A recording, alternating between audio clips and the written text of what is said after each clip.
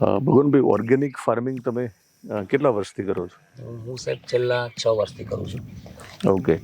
અને કેટલા વીઘામાં અને કયો કયો પાક લો છો? હું અત્યારે મારી જે ટોટલ 15 વીઘા છે એમાંથી 3 વીઘા ઓર્ગેનિક કરું છું. ભગવાનભાઈ, ઓર્ગેનિક ફાર્મિંગ જ્યારે આપણે કરીએ છીએ ત્યારે આપણે રાસાયણિક ખાતર અને જંતુનાશક દવાનો વપરાશ કરતા નથી. એટલે મોટાભાગના ખેડૂતો એવું માને છે કે જો આ બંનેનો ઉપયોગ ન કરીએ તો ઉત્પાદન ઓછું આવશે. તો રિયાલિટી શું છે? ખરેખર ઉત્પાદન ઓછું આવે છે કે ઓર્ગેનિક ફાર્મિંગમાં ઉત્પાદન બરાબર આવે છે? શરૂઆતના વર્ષોમાં થોડું ઉત્પાદન ઓછું આવે છે, પણ જેમ જેમ તમે 3, 4, 5 વર્ષ થશે એટલે ચોક્કસ ઉત્પાદન જે નોર્મલી જે આવતું હોય છે કેમિકલમાં એના લેવલમાં જ આવતું હોય છે. પણ પ્રાકૃતિક ખેતીમાં જે આપણે દવા ખાતરના ખર્ચા બચે છે અને ઉત્પાદનનો જે ભાવ પણ આપણને સારા પોષણક્ષમ મળે છે. નમસ્કાર, વિશેષ વિથ દિનેશમાં હું દિનેશ સિંધવ ખેડૂતના ખેતરેથી તમારું સ્વાગત કરું છું. અને આપણો જે નવો શો અને આપણી જે નવી ચેનલ છે ખેડૂત વિશેષમાં પણ તમારું સ્વાગત કરું છું. મારી જોડે બનાસકાંઠા જિલ્લાના ડીસા તાલુકાના મોટા રસાણા ગામના ખેડૂત ભગવાનજીભાઈ દેસાઈ મારી જોડે છે. આમ તો ખેડૂત જે છે ને સૌથી વધારે આશાવાદી હોય છે, કારણ કે જ્યારે વાવેતર કરે એ પછી બધો જ આધાર એનો ભગવાન ઉપર હોય છે. પણ ભગવાન એવું પણ કહે છે કે તમે થોડીક વિવેક બુદ્ધિ અને બુદ્ધિનો ઉપયોગ કરીને મહેનત કરો તો ભગવાનને પણ એવું લાગે છે કે ભગવાનજીભાઈ જેવા ખેડૂતને મારે ઘણું બધું દેવું છે, આપવું પણ છે. પણ જો આપણે યોગ્ય રીતે ખેતી ન કરીએ તો આપણે દેવાદાર બનતા હોઈએ છીએ. એટલે ભગવાન ઉપરવાળો તમને દેવા તૈયાર છે, પણ ખેતી કેવી રીતે કરવી જોઈએ એટલા માટે હું ભગવાનજીભાઈ જેવા ખેડૂતને તમારી સામે લઈને આવવાનો છું. તેઓએ જે ખેતી ઓર્ગેનિક રીતે કરી છે, ઓર્ગેનિક ફાર્મિંગ કર્યું છે, એની વાતચીત કરવાના છે. તમે થોડી વાર આવવા જોઈએ, તમારા ઉપર પ્રકાશ મારે વધારે જોઈએ છે, મારા ઉપર પ્રકાશ ઓછો હશે તો ચાલશે. આપણે તમારા ગામનું નામ તો મેં દીધું જ છે. કેટલા વીઘા કુલ જમીન છે તમારી? મારી જોડે સાહેબ 15 વીઘા જમીન છે. ઓકે. 15 વીઘા જમીનમાં તમે હાલ કયો કયો પાક લો છો? 15 વીઘામાં જો અત્યારે શિયાળામાં બટાકા, શાકભાજી, ઉનાળામાં બાજરી, તરબૂચ, ટેટી અને મગફળી, અને ચોમાસામાં પણ અમે મગફળી જ વાવીએ છીએ. બરાબર. તો તમારી જે કુલ જમીન છે એમાંથી કેટલા વીઘા જમીનમાં તમે ઓર્ગેનિક ફાર્મિંગ અને કેટલા વર્ષથી કરો છો? શરૂઆત તો મેં 2019માં 15 વીઘામાં કરેલી, પણ 15 વીઘાની અંદર પહોંચાતું નહોતું. ઉત્પાદન થોડું શરૂઆતના વર્ષમાં ડાઉન આવે છે, એટલે 2-3 વર્ષ પછી મેં મારું 3 વીઘાનું ફાર્મ છે એ 100% પ્રાકૃતિક છે આજે 7 વર્ષથી. અને એમાં હું વિવિધ શાકભાજી, મગફળી, ફળપાક જેવા વિવિધ પાકો લઈ રહ્યો છું.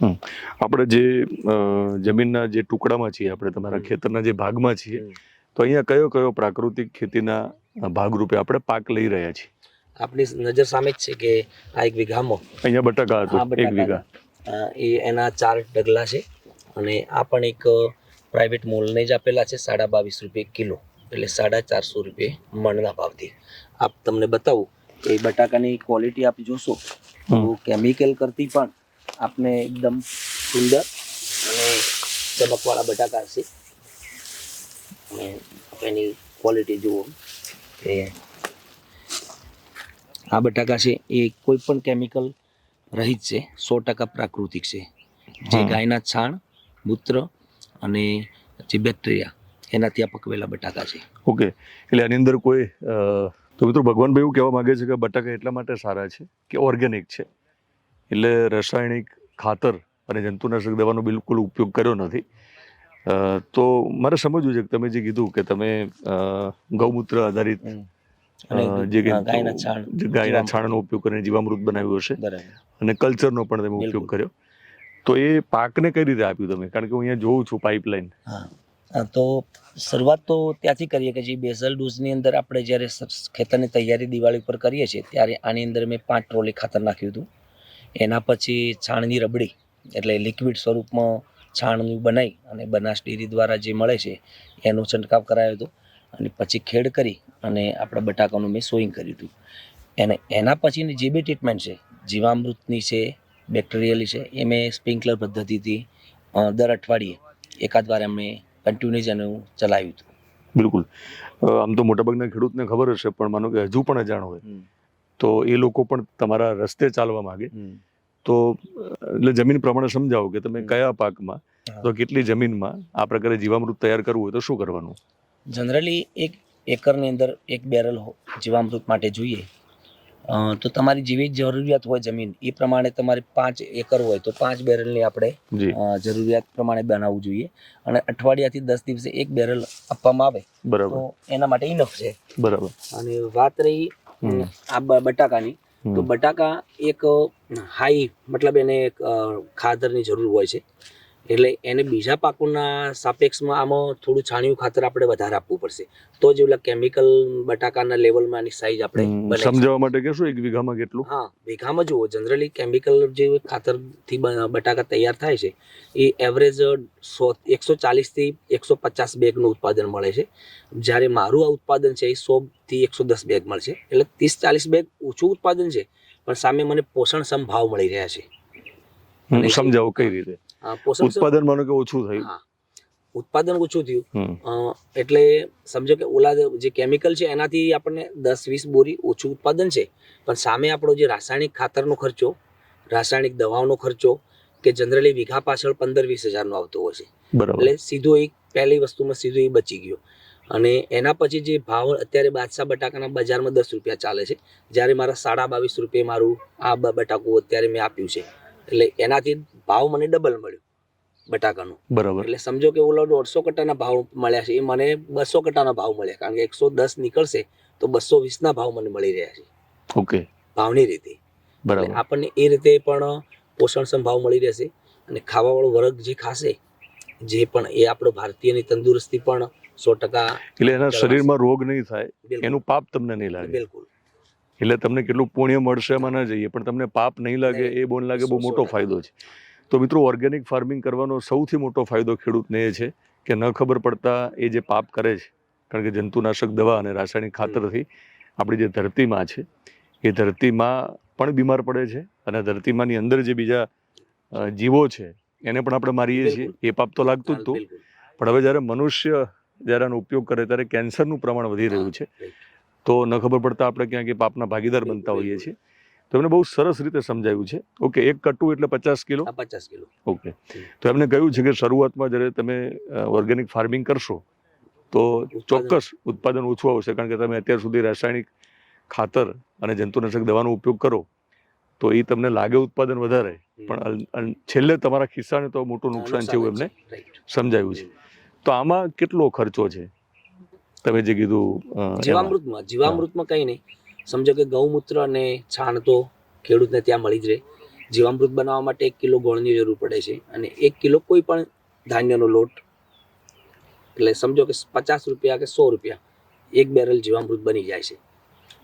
બિલકુલ. હા, એટલે એવા આપણે સિઝનમાં 3-4 બેરલ આપવા પડે તો 500 રૂપિયાનો આપણો જીવામૃત બનાવવાનો એક સિઝનનો ખર્ચો આપણને પડે છે. ઓકે, એટલે જીવામૃત બનાવશો એટલે તમે ન ખબર પડતા કદાચ ગાયો પણ રાખતા થશો? બિલકુલ.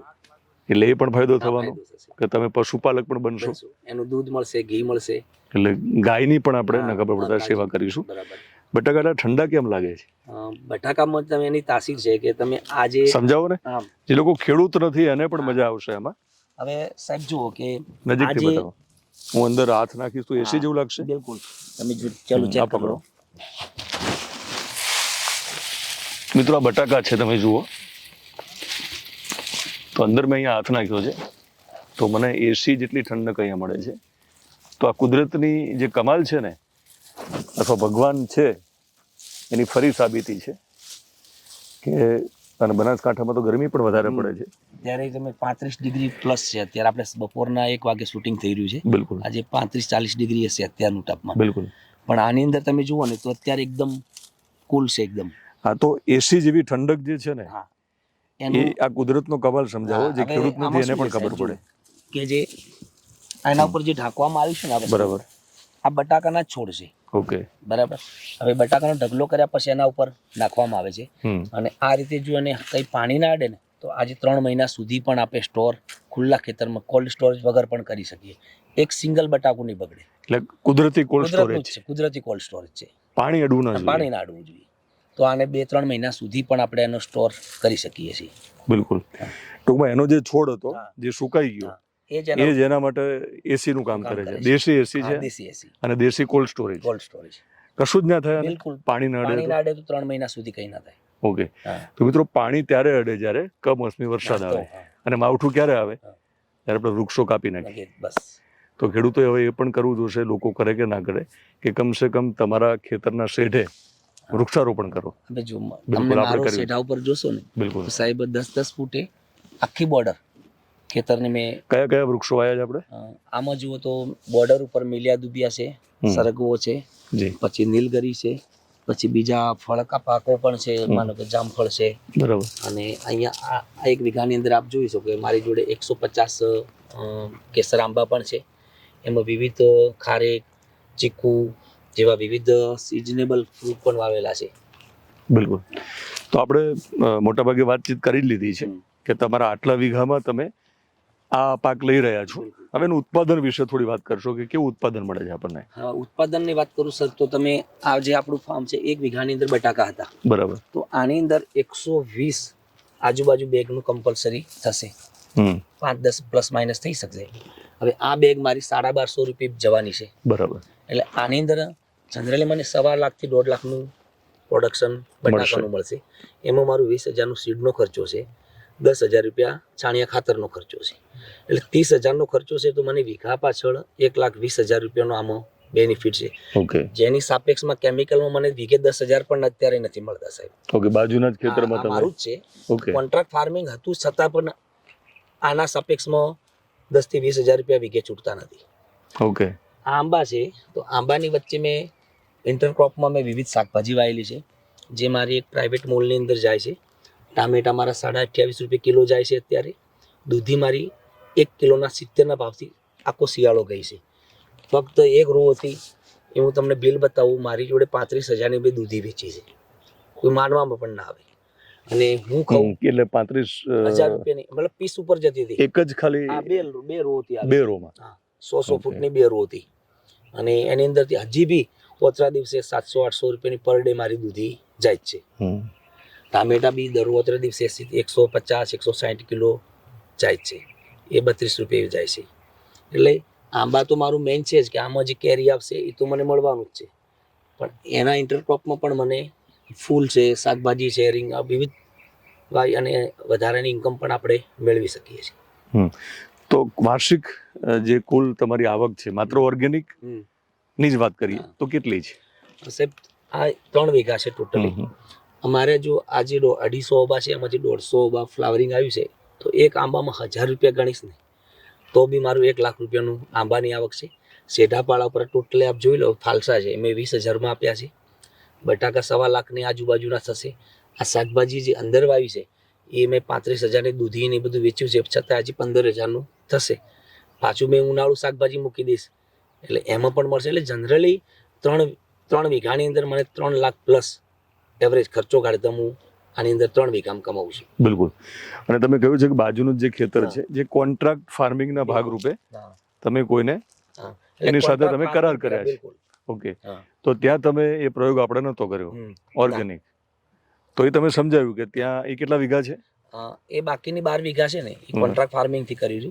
એ બટાકા જ છે? હા, બટાકા જ છે. હવે ત્યાં તકલીફ એવી છે સાહેબ કે ઓર્ગેનિક કરવું થોડું અશક્ય છે. કેમ કે બટાકામાં કંપનીના જે બટાકા છે એને સાઈઝ જોઈએ બમ્પર. એટલે ઓર્ગેનિક રીતે બમ્પર સાઈઝ આપણે લઈ શકતા નથી. છતાં પણ હું એમાં 90% સુધી તો મારું ઓર્ગેનિક છે જ. હું એમાં કોઈ કેમિકલ દવા નાખતો નથી. બિલકુલ. આયાની અંદર આપણું રાસાયણિક ખાતર ચોક્કસ નાખીએ છીએ, પણ કેમિકલ જે ઝેરી દવા છે એનો ઉપયોગ કરતા નથી. એ લોકો મોટી સાઈઝ માંગે છે બટાકા એના માટે, કારણ કે એ ઓર્ગેનિકમાં શક્ય નથી. કારણ કે જે બટાકાની જે રિક્વાયર છે એને ખાતરની હવે એકરે 250 થી 300 કિલો ફોસ્ફરસ છે, 150 થી 200 કિલોની પોટાશની જરૂરિયાત છે. એટલે એટલા કિલો એટલું ઘણું આપણે જીવામૃતથી આપણે શક્ય નથી. બરાબર. એટલે એમાં અમારે ન છૂટકે પણ ઉત્પાદન ઓછું થયું છે એ સમજી શકાય. બિલકુલ ઘટ્યું છે, ખર્ચો વધ્યો છે. ઓકે. પણ હવે ન છૂટકે પણ હવે કોન્ટ્રાક્ટ ફાર્મિંગ થી જ ખેતી કરવી પડે. અત્યારે તમે જુઓ કે 2026 નું વર્ષ સાહેબ એવું છે કે જે કોન્ટ્રાક્ટ ફાર્મિંગ વગર જે ખાવાના બટાકા વાયા છે એમની હાલત તો તમે જોશો સાહેબ, ખેતરમાં ઢગા પડ્યા છે બટાકાના, કોઈ લેવા વાળું નથી. 6 થી 7 રૂપિયા લેવા વાળું કોઈ નથી. હવે ખેડૂતનું પોતાનું 8 થી 9 રૂપિયા તો મતલબ કિલોનું એમનું પડતર છે અને બજારમાં અત્યારે ભાવ 6-7 રૂપિયા છે. એટલે એની મૂડી પણ ઊભી થતી નથી આ સાલ. ઓકે. તમે સમજાયું છે કે જે કોન્ટ્રાક્ટ ફાર્મિંગ કરીએ છીએ અને જે મોલ છે જ્યાં શહેરમાં બટાકા વેચાતા હોય છે બરાબર. ત્યાં તમારા બટાકા જાય છે? બિલકુલ. આ જે ઓર્ગેનિક બટાકા છે એ એક પ્રાઇવેટ મોલમાં જાય છે, જે અહીંથી અમદાવાદ અને ગાંધીનગર જાય છે. બરાબર. હવે એ જ બટાકા અમારી જોડે પણ એ જો હું તમને એક સાહેબ બતાવું કે ખેડૂતનું કોઈ નથી. આ જે મારું મૌખિક કરાર હતો, જેના હું ટાઈપ કરીને હું શાકભાજી જે પ્રાઇવેટ મોલને આપું છું, એને મને 22.5 ભાવ કીધો હતો. અને અત્યારે બજાર 22.5 કિલો કિલોના. હા. હા. તો અત્યારે બજારમાં શું છે, ખાવાના બટાકાની એકદમ મંદી છે. એટલે કંપનીવાળાને પણ એક મોકો મળ્યો. એટલે હવે એ પણ અમને ઓર્ગેનિક ખેડૂતો છે અમારા 8-10 છે, એમને એવું કહે છે કે તમે બજાર ભાવથી તમને 15-20% વધારે આપીને આપો. અમારી સાથે 22.5ની વાત કરી છે, તો અમને 22.5 જ અમે આપવાના છે. અમે અત્યારે નીચા ભાવે માગશે તો પણ આપવાના નથી. અને આ જ બટાકા તમે જોશો ને ઓનલાઈન, તો 66 થી 70 રૂપિયા બજારમાં તમારા અમદાવાદ ગાંધીનગરમાં વેચે છે. અને એ અમારું લોહી ચૂસીને અમારી જોડે મેળવે ને નફો એટલો કમાય છે. તો મિત્રો, આપણે જે બટાકાનો ઉપયોગ કરી છે રસોડામાં, તો એક ગ્રાહક તરીકે પણ આપણે જાગવાની જરૂર છે કે જગતનો જે તાજ છે એનું લોહી ચૂસીને આપણે અમદાવાદ અને ગાંધીનગરના મોલમાં અહીંયાથી 22 રૂપિયા, એ પણ તો એકદમ મજબૂત અને હોશિયાર ખેડૂત છે એટલા માટે 22 રૂપિયા મળશે. બાકી જો લડો નહીં તો 10-12 રૂપિયા આપવા તૈયાર છે લોકો. એટલું બધું શોષણ કરે છે. એ જ બટાકા આપણે ત્યાં 60 થી 65 હજારમાં વેચાય છે. તો આટલું બધું એ લોકો માર્જિન લે છે. એટલે ખેડૂતની દશા અને દિશા આપણે સમજી શકીએ છીએ. તો આમ આપણે મોટાભાગની બધી વાત કરી લીધી છે કે જે પ્રકારે તમે ઓર્ગેનિક ફાર્મિંગ કરો છો, તો એક મને હું જે સમજ્યું એ પ્રમાણે એવું સમજ્યો છે ઓર્ગેનિક ફાર્મિંગ કરવાથી છેલ્લે ફાયદામાં છીએ. બિલકુલ ફાયદામાં છે. પછી સાહેબ તમે આ જો કેમિકલ જો આ રીતે વપરાશે ને, તો આવનારા સમયમાં આમાં પણ ખેતી થવાની નથી. કારણ કે જમીનની અંદર છોડને ઉત્પાદન આપવા માટે, એનું મતલબ ઉગવા માટે એક નેચર જ એને સપોર્ટ કરે છે. હવે નેચર એટલે એની અંદર રહેલા બેક્ટેરિયલ કોલોની. એ બેક્ટેરિયલ કોલોનીને આપણે જ્યારે કોઈ કેમિકલ દવાથી કે એમને આપણે મારી નાખશું તો એ જમીન બંજર બનવાની છે. દાણો નાખશો ઉગશે, પણ જે પરફોર્મન્સ જે ઉત્પાદનમાં આવવું જોઈએ આવશે નહીં. એટલે મારું માનવું તો એવું છે કે દરેક ખેડૂત પોતાના માટે 1-2 વીઘાની પોતાની જે જગ્યા હોય એના 10% ભાગમાં પણ આ પ્રાકૃતિક ખેતી કરે. પોતાના માટે, આપણા ભારતીયો કે આવનારી પેઢી માટે જો જમીન હશે તો જ આપણે ખેતી કરી શકશું. બાકી જો દવા ખાતરથી બગાડશું તો આપણે વારસામાં આપણા છોકરાઓને માદી જમીન આપશું, બીમાર જમીન, તો એમાં એ શું કરવાનું? બિલકુલ. તો ભગવાનભાઈ, તમે સરસ કામ કરી રહ્યા છો. એના માટે હું ભગવાનને પ્રાર્થના કરું છું કે તમને નિરામય સ્વાસ્થ્ય આપે, તમને પૈસાદાર બનાવે, જેથી કરીને તમે પ્રાકૃતિક ખેતી કરી શકો. અને તમારા જેવા ખેડૂતો જો પ્રાકૃતિક ખેતી કરશે તો ધરતી માં તો બચવાની જ છે, પ્રકૃતિની સાથે સાથે માણસ પણ બચી જશે. અને આપણી આવતી જે પેઢી છે એના માટે મને લાગે તમે જરૂરી નથી કે ભગવા કપડાં પહેર્યા હોય તો જ આપણે ભગવાનનું કામ કર્યું કહેવાય. પેન્ટ અને શર્ટમાં પણ મિત્રો ભગવાનનું કામ કરી શકાય, અને એમનું નામ જ ભગવાનભાઈ છે. તો ભગવાનભાઈ જોડેથી આપણે શીખીએ કે પ્રાકૃતિક ખેતી કરીએ તો ન ખબર પડતા આપણે ભગવાનને પણ ગમીશું. બરાબર ને? ચોક્કસ. તમને અમારી વાતો કેવી લાગી? અને ખેડૂત વિશેષ આજે અમારો કાર્યક્રમ છે, આજે આપણી ચેનલ છે, એમાં ખેડૂતોને લગતી આવી વિશેષ વાતો તમારા માટે એટલા માટે લઈને આવી છે કે તમારું જીવન વિશેષ બનવું પડે. ખેડૂતની કોઈ દયા ના ખાય એવો પ્રયત્ન છે. હું પોતે ખેડૂતનો દીકરો છું અને મારી ફરજ પણ છે કે પત્રકાર હોવું અને ખેડૂતનો દીકરો હોવું. તો કમસે કમ ખેડૂતની વેદના અને પીડાને હું વાચા આપું. જરૂર લાગે ત્યાં લડી લઉં, પણ દરેક વખતે લડવાની જરૂર નથી. પણ વધારે ખેડૂત સમૃદ્ધ બને એના માટેની વાતો લઈને આવવું પણ જરૂરી છે. ખેડૂત સમૃદ્ધ બની જશે એટલે હાથ લાંબા કરવાની કે આપણે જરૂર નહીં રહે. તો મિત્રો, માણસનું જે શરીર છે ને એ પ્રકૃતિ સાથે જોડાયેલું છે, એટલે પંચમહાભૂતમાં જ છેલ્લે વિલીન થવાનું છે. તો જેટલી પ્રકૃતિને આપણે સાચવીશું એટલી પ્રકૃતિ આપણને સાચવશે. અને પ્રકૃતિને સાચવવા માટે મને લાગે છે કે પ્રાકૃતિક ખેતી એ સૌથી મોટો અને શ્રેષ્ઠ રસ્તો છે. તો ખેડૂત વિશેષમાં ફરી મળીશ ત્યારે આવા જ કોઈ ખેડૂત સાથે મળીશ અને ખેતી અને ખેડૂતને લગતી વિશેષ વાતો સાથે મળીશ. આપણી યુટ્યુબ ચેનલમાં તમે જોતા હોય તો યુટ્યુબ ચેનલને તમે સબસ્ક્રાઈબ કરશો. ફેસબુક પેજ અને ઇન્સ્ટાગ્રામમાં જોતા હોય તો તમે ફોલો કરશો.